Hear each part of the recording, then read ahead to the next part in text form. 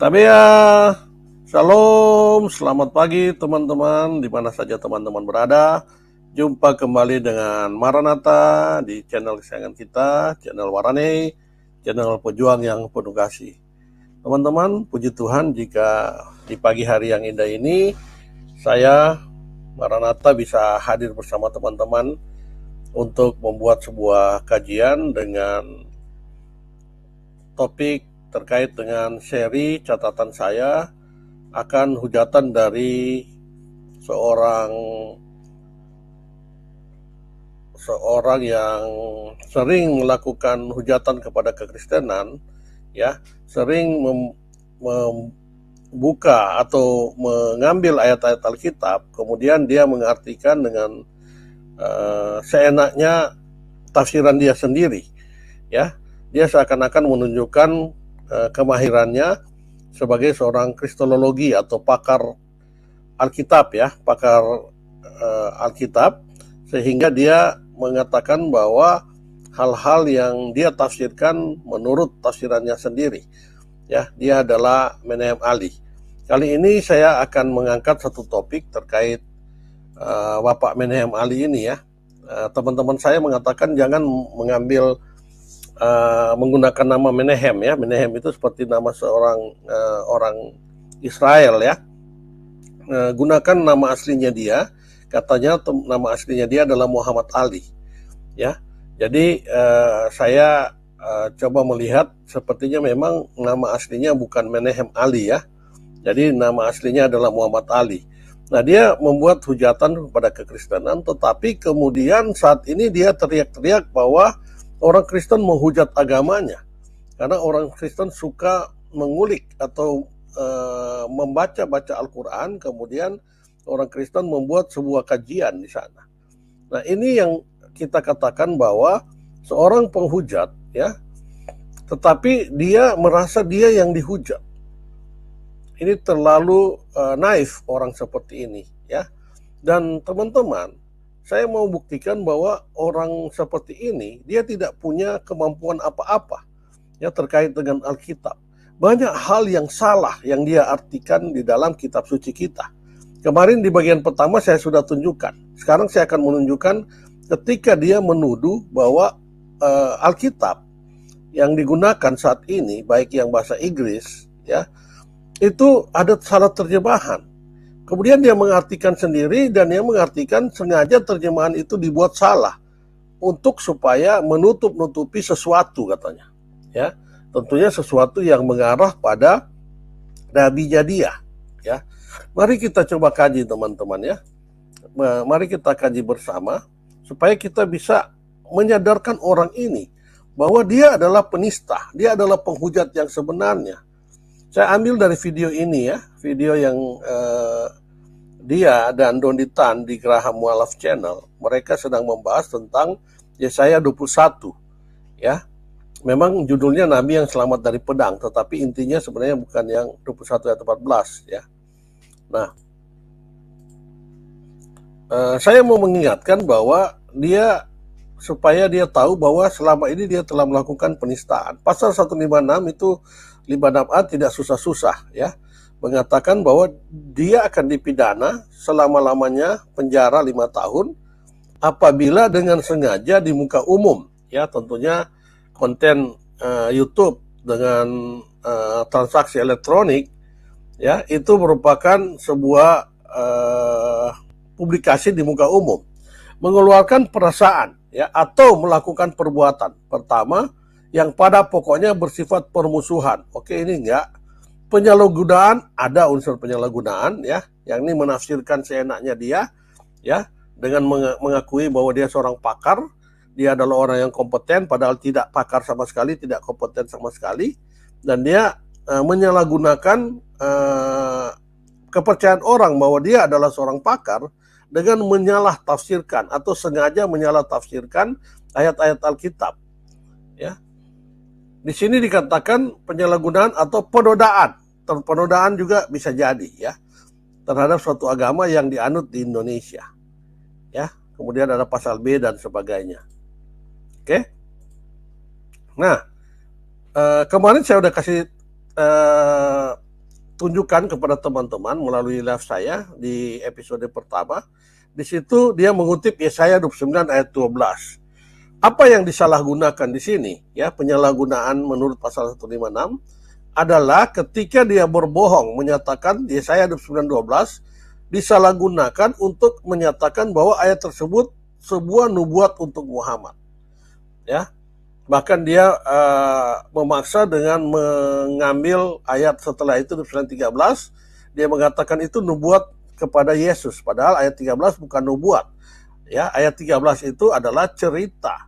Ya, ketika Yesus menjelaskan bahwa nubuat yang ada di ayat sebelumnya itu sudah digenapi dengan sikap atau perilaku orang-orang Yahudi, yakni para ahli-ahli Taurat dan orang-orang Farisi. Ya. Nah, itu yang dia paksakan bahwa ayat 13 adalah nubuat kepada Yesus Kristus. Sehingga ayat 12 adalah nubuat kepada Muhammad. Jadi bisa dipisahkan berdiri sendiri. Ya, sengaja dia memenggal dari Yesaya 29 ayat 11 yang mana merupakan jelas bahwa itu bukan untuk Muhammad apabila dikaitkan dengan teks sebelumnya, tetapi dia memaksakan bahwa itu terpisah. Nah, itu adalah penyalahgunaan. Ya. Itu adalah penyalahgunaan karena dia menafsirkan dengan tafsiran dia sendiri. Nah, sekarang apa yang dia lakukan ya di episode ini yang akan kita bahas. Di Yesaya 21 ayat 7, dia mengutip bahwa ayat ini telah salah diterjemahkan. Ya, diterjemahkan di dalam bahasa Inggris. Katanya seharusnya di bahasa Ibrani adalah, di sini ayat ini berbunyi seperti ini ya. Apabila dilihatnya pasukan, pasangan-pasangan orang berkuda, pasukan keledai, pasukan unta, bahwa terjemahan bahasa Inggris ya itu terkait dengan pasukan itu sebenarnya salah terjemahan. Itu sebenarnya adalah penunggang satu orang saja, bukan pasukan. Ya. Jadi dia bilang penunggang keledai atau penunggang unta. Jadi bukan pasukan, dan pasukan ini adalah terjemahan bahasa Inggris ya. Bahasa Inggris yang baru dimunculkan setelah adanya era Islam. Dan sengaja diterjemahkan untuk membuat terjemahan bahwa ini bentuknya jamak karena untuk menghindari orang mengarahkan pada seorang penunggang unta. Ujung-ujungnya dia mengatakan bahwa penunggang unta ini adalah seseorang yang lahir di tahun 571 Masehi. Kita sudah tahu siapa, kalau tidak junjungannya. Ya teman-teman ya. Jadi ini dia membuat sebuah kesalahan di dalam tuduhan. Dia mengatakan terjemahan Alkitab yang ada di dalam bahasa Inggris dari bahasa Ibrani, ya itu salah. Ya. Jadi ini yang kita akan angkat bahwa orang ini dengan pengetahuan yang dia ngaku-ngaku dia adalah pakar bahasa Ibrani, tetapi dia sendiri salah menerjemahkan bahasa Ibrani, ya. Kemudian dia menuduh bahwa Alkitab terjemahan telah dirubah-rubah era sebelum Islam, ya, era Islam, dan dia tidak mengatakan pasca Islam ya, tetapi Doditan mengatakan setelah Islam juga. Oke. Nah, apa yang dia lakukan? Fitnahan bahwa terjemahan ini telah disalahartikan atau disalah terjemahkan, itu adalah sebuah penodaan satu agama dengan tuduhan seperti itu, yakni penodaan terhadap agama Kristen. Sekali lagi saya katakan, agama Kristen tidak akan menuntut dia ke pengadilan, tetapi kita mengatakan bahwa orang ini pecundang, orang ini tidak tahu malu. Orang ini adalah seorang penista, orang penghujat, tetapi dia merasa diri bahwa dia didista, dia dihujat. Ya, dengan menganggap mereka ini adalah sebagai seorang mayoritas atau kelompok mayoritas di negara ini, mereka akan menggunakan kekuatan power mereka untuk ya melaporkan seluruh YouTuber Kristen di Indonesia. Ya, mudah-mudahan Pak Polisi tidak terkecoh dengan orang-orang seperti ini. Ya, tetapi saya yakin juga Pak Polisi malas juga untuk menindaklanjuti orang-orang seperti ini. Oke, jadi ini adalah penista yang merasa dinista. Ya. Nah, mari kita lihat apa yang dia bahas di dalam episode ini, teman-teman.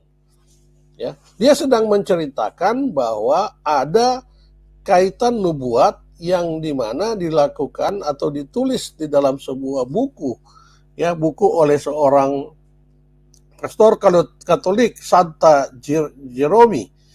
Ya, dia mengatakan Santa Jero, ya, Santa Jero atau Saint Jeromi, ya, Santa Jeromi. Kemudian dia kaitkan juga ada satu orang yang pendeta dari satu gereja, saya lupa, itu menjadi mualaf, berpindah agama menjadi Islam. Kemudian dia mengutip bahwa pendeta, kalau tak salah ini namanya Abdul Daud, ya, pendeta yang dulu pendeta Kristen tetapi berpindah agama menjadi Muslim. Kemudian dia mengatakan bahwa nubuat ini adalah nubuat dari Nabi Muhammad. Dia sedang menceritakan itu. Jadi untuk menceritakan ini dia mengutip ayat-ayat yang ada Yesaya 21 ayat 7. Ya, nanti kita bacakan di Sakaria 9 ayat 9. Yaitu ada hubungannya. Nanti Sakaria 9 ayat 9 ada hubungannya ke Matius 21 ayat 5 atau Yohanes 12 ayat 15. Tetapi kita ambil yang Matius saja. Ya. Nah, di sini dia mulai mempertanyakan bahwa di Yesaya 21 ayat 7 tadinya ini dianggap sebagai nubuat terhadap Yesus Kristus karena ada penunggang keledai yang dielu-elukan, ya. Kedatangan penunggang keledai ini dielu-elukan, itu telah dinubuatkan dan itu mengarah kepada Yesus Kristus. Tetapi di Yesaya 21:7 di situ juga ada penunggang kuda, ya, ada penunggang unta. Penunggang onta ini dia mau mengarahkan kepada seseorang nabi yang lahir tahun 571 Masehi. Siapa lagi kalau tidak merupakan nabi junjungannya. Itu yang diharapkan. Artinya dia coba mengais-ngais Alkitab, kemudian dia mengatakan Alkitab bermasalah. Terjemahannya lah salah, telah dipalsukan dan sebagainya. Tetapi dia sedang mengais-ngais untuk menyatakan bahwa di Alkitab ada disebutkan nubuat terhadap nabinya, ya. Nah, di sini ketika dibacakan oleh Doni Tan yang sedang siaran bersama dia, Yesaya 21 ayat 7 berbunyi seperti ini, teman-teman. Apabila dilihatnya pasukan, ya, pasangan-pasangan orang berkuda, pasukan keledai, pasukan unta, maka haruslah diperhatikan sungguh-sungguh dengan penuh perhatian. Nah, di Yesaya 21 ayat 7 ini merupakan nubuat yang nanti diulangi lagi nubuatnya di Zakaria ayat 99. Ya, di situ dikatakan bersorak-soraklah dengan nyaring hai putri Sion, bersorak-soraklah hai putri Yerusalem. Lihat, rajamu datang kepadamu, ia adil dan jaya, ia lemah lembut dan mengendarai seekor keledai. Seekor keledai beban yang mudah. Ya, mengendarai seekor keledai di sini tentunya ini menurut pastor atau Santa Jero ini itu adalah mengacu pada Matius, ya, teman-teman, ya, pada kitab Matius. Oh, ini nggak tertulis, ya. Matius, teman-teman tahu di Matius 5 di sini dikatakan Yesaya 21 ayat 7 ini. Di Matius 21 ayat 5, di situ sama, ya. Ketika Yesus memasuki kota dengan mengendarai seekor keledai, dia disambut dengan bersorak-sorak, ya. Lihat rajamu datang. Jadi jelas ini adalah nubuat kepada Tuhan kita Yesus Kristus. Nah, yang jadi konsentrasi dia adalah di sini selain pasukan keledai, ada pasukan unta yang ingin dihubung-hubungkan dengan junjungannya dia, nabinya dia, ya. Jadi Santa Jero, ya, menurut dia Santa Jero menjelaskan tentang nubuat siapa sih penunggang keledai, yakni Yesus Kristus. Tetapi beliau tidak menjelaskan siapa sih penunggang onta itu, ya. Kalau menurut Menahem Ali masalahnya sederhana. Kalau saya menjawab begini, kata Menahem Ali, San Jero menjelaskan penunggang kuda tersebut karena sudah terverifikasi, ya, yaitu merupakan kepada Yesus Kristus, merujuk kepada Yesus Kristus. Sementara San Jero ini tidak menjelaskan, Santa Jero ini tidak menjelaskan tentang pasukan unta. Dia hanya tertarik dengan menjelaskan pasukan keledai. Nah, itulah yang dikatakan dia bahwa Sanjiro ini tidak sengaja tidak mau membahas tentang pasukan unta itu, katanya ya. Kemudian ada seorang pendeta yang menjadi Muslim, yakni tadi ya, Abdul Daud ya, dia juga mengatakan bahwa sebenarnya pasukan unta di sini adalah orang-orang yang berada di padang pasir itu, padang pasir Arabia, dan mereka lah yang disebut sebagai pasukan unta. Jadi ini juga nubuat terhadap nabi mereka. Ya, itulah yang saya katakan. Mereka berusaha mengais-ngais ada nama dia, nama nabinya di dalam Alkitab. Oke ya. Masalahnya sederhana. Kalau saya menjawab begini, Santajero menjelaskan penunggang kuda tersebut karena sudah terverifikasi. Jadi Santajero ini lahir di tahun 400 Masehi ya, 480 Masehi atau seperti itu. Jadi sudah terverifikasi yang namanya merujuk kepada Yesus Kristus. Tetapi Santojero tidak menyinggung tentang si penunggang unta ini. Nah, itu yang menjadi concern mereka. Ya. Kemudian disinilah mereka mulai mempermasalahkan terkait dengan terjemahan, teman-teman. Ya. Kalau teman-teman lihat di sini yang mereka tunjukkan terjemahan yang salah itu, di Yesaya 21 ayat 7, tadi dikatakan dilihatnya pasukan, pasangan-pasangan orang berkuda, pasukan keledai, pasukan unta. Kalau di bahasa Inggrisnya, di versi DRB atau Dua Rems Bible, dikatakan begini, and he saw a chariot. Chariot ini adalah semacam kereta ya, semacam delman. Kalau di Keraton Jogja itu banyak sekali apa disebut itu ya. Ya kereta kuda itulah ya. Itu chariot. Dengan dua penunggang kuda ya. Kalau di sini di RB mengatakan dua penunggang kuda, kemudian seorang rider ya, seorang penunggang kuda dan seorang lagi penunggang onta, dan he beheld them diligently with much need. Ya. Jadi dia berkati mereka dengan kebutuhan yang banyak ya, pemenuhan kebutuhan yang banyak. Nah teman-teman, di sini mereka mulai menuduh bahwa ada salah terjemahan. Seharusnya tidak bisa diterjemahkan pasukan-pasukan orang berkuda, karena di sini hanya ada 2 horsemen.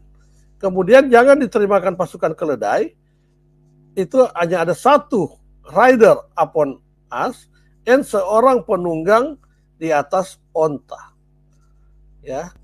Jadi di sini mulai dia menampakkan permasalahannya. Nah, saya coba kutip, saya coba catat apa yang dia katakan dari menit ke berapa tadi ya? Menit ke 43 detik ke 14. Oke. Nah, apa yang dikatakan Donditan? Dari beberapa terjemahan ada yang menerjemahkan sebagai horsemen in pairs. Tadi ya teman-teman ya. Ada yang mengatakan a troop of asses, a troop of camels. Ya, jadi bentuk jamak. Pak. Tetapi yang di Derby, a rider upon an ass and a rider upon a camel. Seorang sama pasukan bedanya jauh loh Pak. Jadi kalau di DRB disebut seseorang, ya, di versi yang sebelumnya disebut sebagai satu kelompok seperti itu. Padahal di sini dia mau katakan hanya seharusnya seseorang saja, karena di situ digunakan kata seseorang saja. Paham ya teman-teman ya?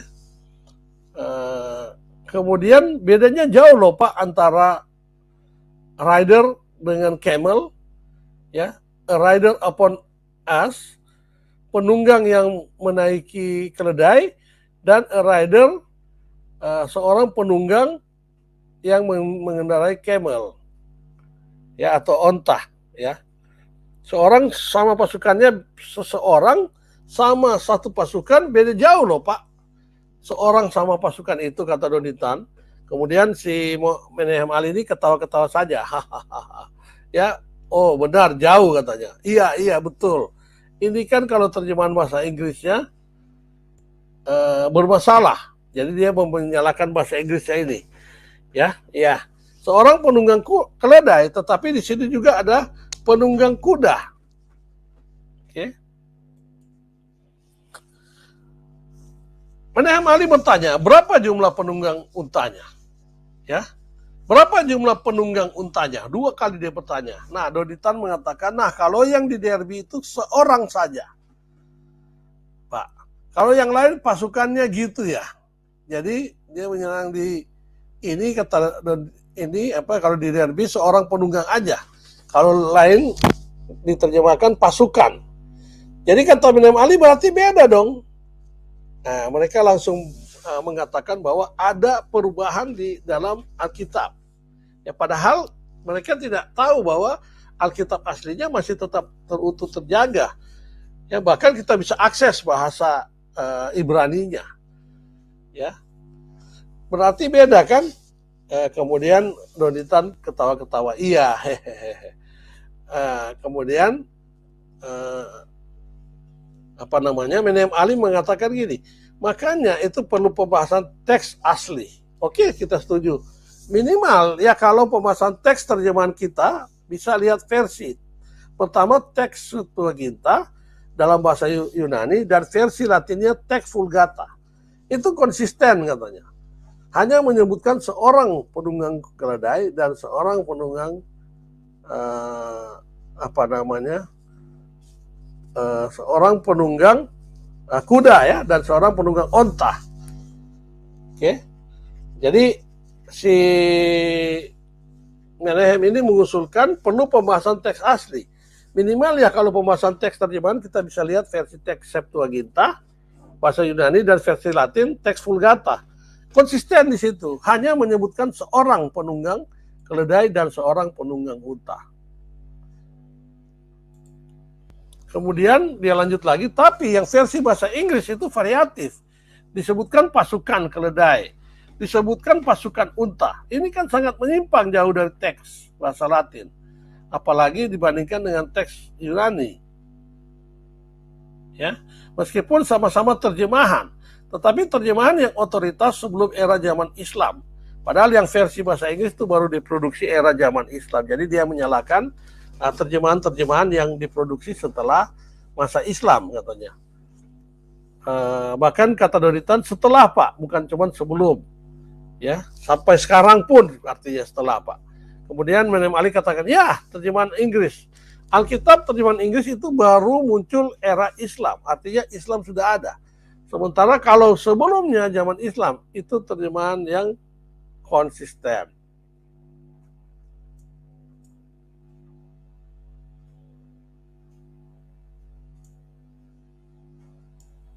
Oke, sampai di sini dulu ya. Saya lanjutkan dulu ya teman-teman ya. Jadi dia jelaskan bahwa seorang penunggang keledai, seorang penunggang unta, masalahnya kenapa ada perubahan? Nah, di sini dia sudah mulai menuduh teman-teman.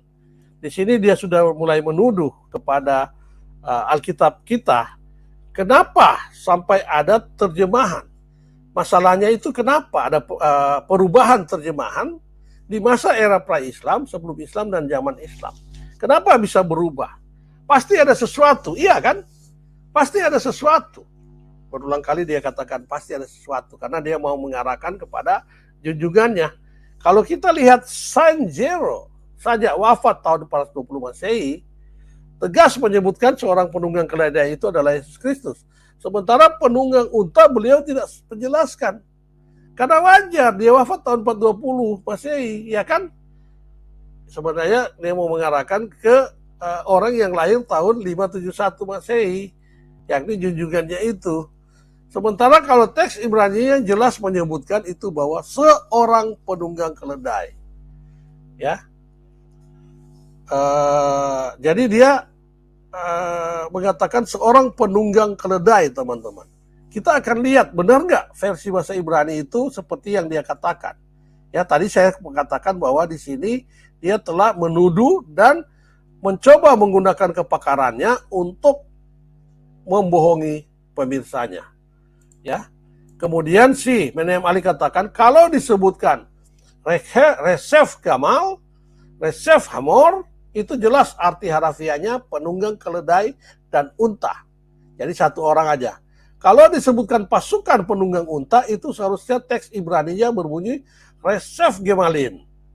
Ya, jadi satu orang Gemalin itu kan dia itu onta. Itu pasukan penunggang onta. Jadi bukan gamal, tetapi gemalin, unta-unta. Nah ini aja dia sudah salah teman-teman. Ya, kalau dia bilang pasukan onta, bisa aja ontanya satu, pasukannya banyak. Atau onta satu, setiap pasukan menggunakan onta satu. Tapi kalau dia bilang pasukan onta harus gemalin, unta-untanya yang jamak. Bukan pasukannya yang jamak, tetapi onta-untanya. Ini aja dia sudah salah. Seharusnya begitu menurut dia. Kalau keledai bukan hamor, tapi hamorin. Ya, keledai. Padahal teks Ibrani-nya jelas hamor. Ya, satu ekor keledai. Gamal, satu ekor unta, bukan hamorin, artinya keledai. Unta-unta itu jelas katanya. Ya, kemudian dijelaskan webinar yang sebelumnya terkait dengan seorang raja Arab. Artinya ujung-ujungnya dia mau mengarahkan ini ke si raja Arab ini. Paham teman-teman ya? Nah sekarang yang dia tuduhkan di sini apa? Ya, pertama yang dia tuduhkan tadi mengatakan bahwa ada perubahan di dalam terjemahan bahasa Inggris sengaja untuk menutup-tutupi. Harusnya dia mengarahkan kepada seorang nabi yang lahir tahun 571 Masehi menurut dia, tetapi terjemahannya menutup-tutupi katanya. Kemudian dia mengatakan bahwa seharusnya kalau terjemahannya itu merupakan jamak, pasukan berkuda atau pasukan menggunakan keledai, itu harusnya keledai dan untanya dibuat bentuk jamak. Ya, dia logikanya salah teman-teman. Bukan unta atau ini yang jamak, tetapi di sini disebutkan pasukan ya. Bisa aja satu kuda, tetapi namanya pasukan itu diikatkan ke kereta. Di kereta itu ada 2 atau 3 orang yang menunggangi itu. Nah makanya disebut sebagai pasukan. Karena bisa aja 2 orang atau 3 orang. Bisa juga 1 orang. Pasukan itu tidak harus berarti dia harus banyak gitu teman-teman ya. Dia ini udah salah paham. Ya. Dia memaksakan bahwa harus 1 orang aja penunggangnya. Jadi dia cukup dengan seorang penunggang. Jangan mengatakan pasukan keledai atau pasukan onta menurut dia. Mudah-mudahan teman-teman bisa paham maksud saya ya. Nah, mari kita lihat benar nggak bahasa Ibrani yang dia katakan di situ teman-teman ya. Dia tadi dia katakan Resef Hamor, Resef Gamal ya. Di sini rekap ya, rekap. Harusnya rekap. Rekap yang dimaksud di sini teman-teman lihat di sini ya. Rekap Hamor, rekap Gamal. Rekap itu adalah tim atau chariotry, riders. Teman-teman lihat, mana yang kita bisa percaya? Omongan si pembohong tadi, ya penista tadi, atau dari arti yang ada di dalam bahasa Ibrani itu sendiri? Ya, gambar chariot itu adalah seperti ini. Bisa aja kudanya 1 tapi penunggangnya 2. Makanya dikatakan tim. Ya. Paham ya teman-teman ya? Jadi dia membohongi bahwa harusnya kalau dia pasukan berkuda ya harusnya kudanya itu dibuatkan jamak. Seperti itu. Atau pasukan onta atau pasukan keledainya itu dibuat bentuk jamak. Ya. Nah, tetapi Alkitab mengatakan bahasa Ibrani aslinya rekap. Bisa ke tim, bisa juga horseman, bisa pasangan horseman, bisa man reading, bisa as riders, camel riders, ya. Jadi bisa terjemahan di bahasa Indonesia ada yang menerjemahkan kereta, ya, kereta kuda, kereta onta, kereta keledai, ya. Jadi bisa pasukan juga bisa, ya. Jadi ini bisa banyak arti recapnya. Tidak harus seorang. Kalau seorang itu dia hanya seorang itu horseman atau ini ya rider tapi bentuk single. Tetapi di sini disebutkan riders. Ini riders, teman-teman. Ya. Nah, ini chariot bisa dalam single, bisa juga dalam bentuk jamak, ya, chariots. Ya. Pakai S bisa juga single. Jadi recap ini bisa bentuk bisa bentuk single, bisa bentuk plural. Paham ya, teman-teman ya? Nah, si pendusta M. Ali ini sengaja memutarbalikkan arti, mengatakan bahwa seharusnya yang ini dibuat Hamor itu disuruh dia untuk dijadikan kalau dia sananya pasukan, dia harusnya Hamori. Padahal kalau recap Hamor itu bisa juga berarti pasukan keledai. Ya. Nah, disinilah dia salah. Dia seakan-akan jago bahasa Ibrani, tetapi dia sendiri salah. Kita bisa lebih percaya daripada apa yang ada di dalam teks yang ada di sabda ini. Ya, mereka ini langsung mengartikan ini, diambil langsung dengan orang Ibrani yang mengartikan sendiri. Bukan dari dia sendiri yang mengaku-ngaku sok pintar bahasa Ibrani, dia sendiri salah, ya. Jadi ini Gamal, dia maunya mengatakan kalau seandainya dia pasukan unta, dia harusnya recap Gamalin katanya. Pasukan unta-unta. Jadi ada banyak. Padahal bukan untanya yang harus jamak, tetapi recapnya itu bisa berbentuk jamak, bisa berbentuk single. Makanya Alkitab baik yang bahasa Inggris maupun bahasa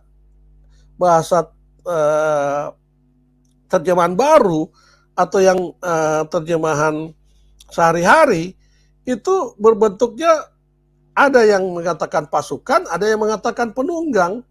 Jadi yang bentuk jamak atau single ini yang memiliki banyak arti itu ada di recap ini. Ya. Tetapi si pembohong ini dia mengatakan bahwa di sini dia katakan, teman-teman baca ya, harusnya kalau disebutkan resef, dia bilang resef ya, resef Gamal, resef Hamor, itu jelas arti harafiahnya penunggang keledai dan unta. Kalau disebutkan pasukan penunggang unta, seharusnya teks Ibraninya berbunyi resef Gemalin, ya. Padahal Gemalin ini penunggang unta-unta, untanya yang jadi jamak. Padahal recap yang dia bilang recap ini bisa berbentuk single, bisa berbentuk plural. Jadi artinya ini banyak arti, ya.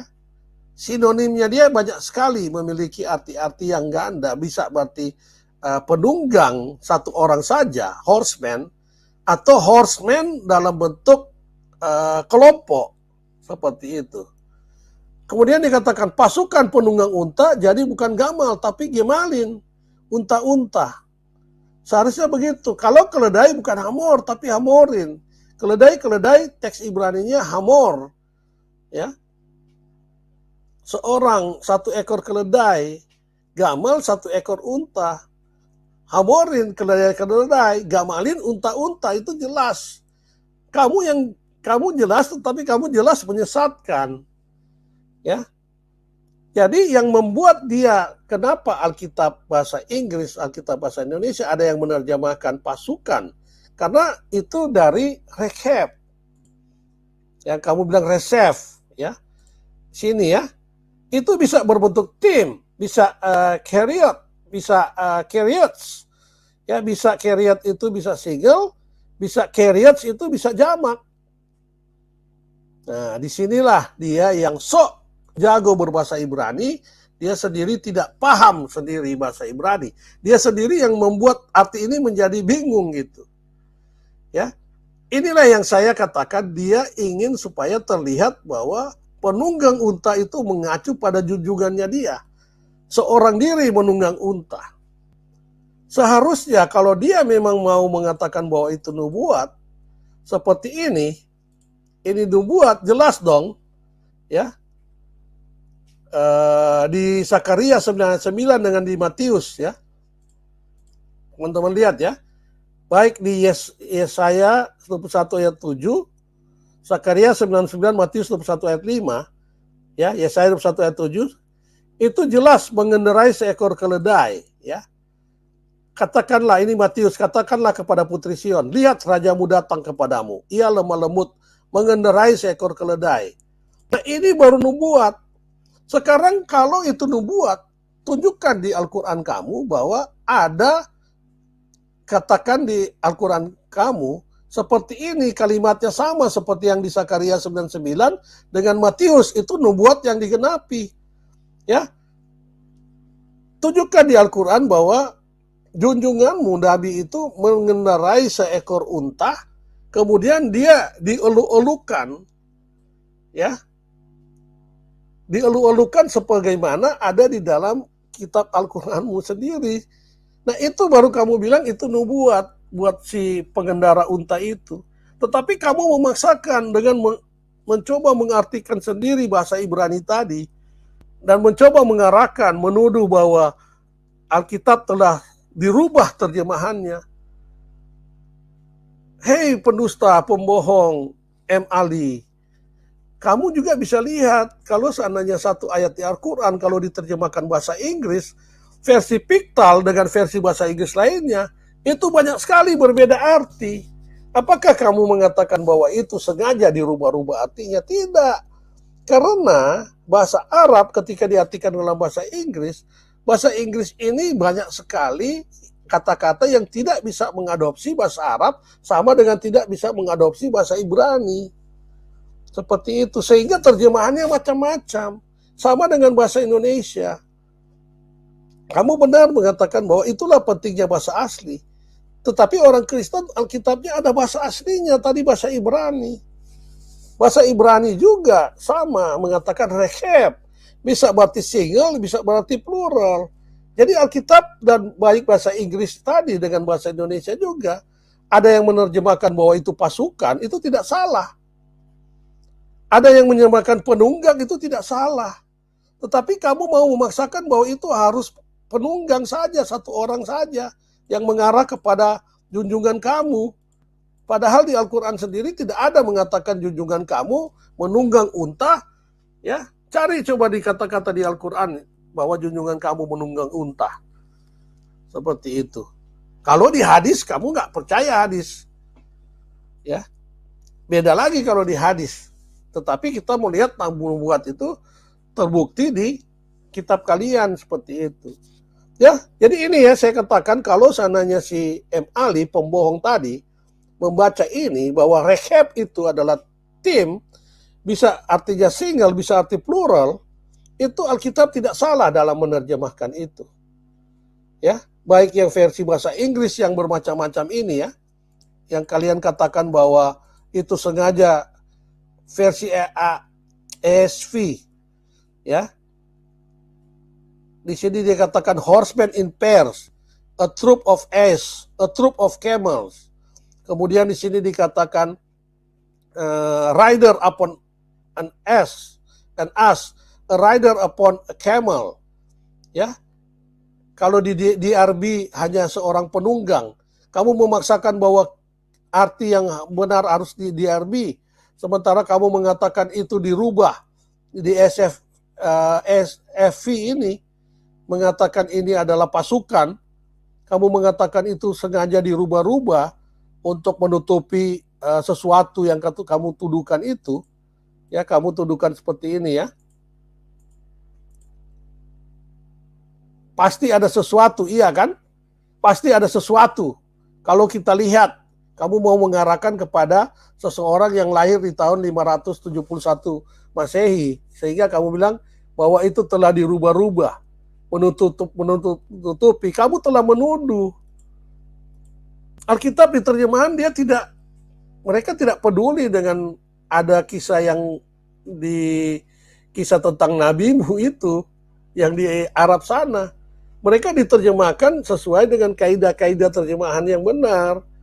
Bahwa rekap itu bisa berarti jamak, bisa berarti single, bisa berarti tunggal. Seperti itu. Oke ya teman-teman ya. Jadi ini sudah 2 kali saya membuktikan bahwa si penista ini yang merasa ternista, dia sebenarnya adalah penista yang sejati. Ya, dia mau menyalahgunakan, ya, secara undang-undang ini dia telah menyalahartikan, ya. Dia telah menyalahartikan teman-teman di sini. Ya. Sengaja dia menyalahgunakan arti ini. Dia menyalahgunakan kepercayaan orang bahwa dia katanya pakar Ibrani, ternyata dia telah membohongi pemirsanya dengan menerjemahkan sesuka hatinya dia, dengan mengarah-arahkan kepada nabi junjungannya dia. Padahal Alkitab tidak ada bicara tentang junjungannya dia. Nah, inilah yang kita sebut sebagai penista. Ya, penista yang dia ngaku-ngaku dia dinista oleh Ibu Sofiatul, oleh para YouTuber Kristen, sehingga dia mau melaporkan semua YouTuber Kristen dari Sabang sampai Merauke, dari timur sampai ke Talaut. Oh, enggak, dia enggak sebut timur ke Talaut. Itu Indomie yang menyebutkan itu.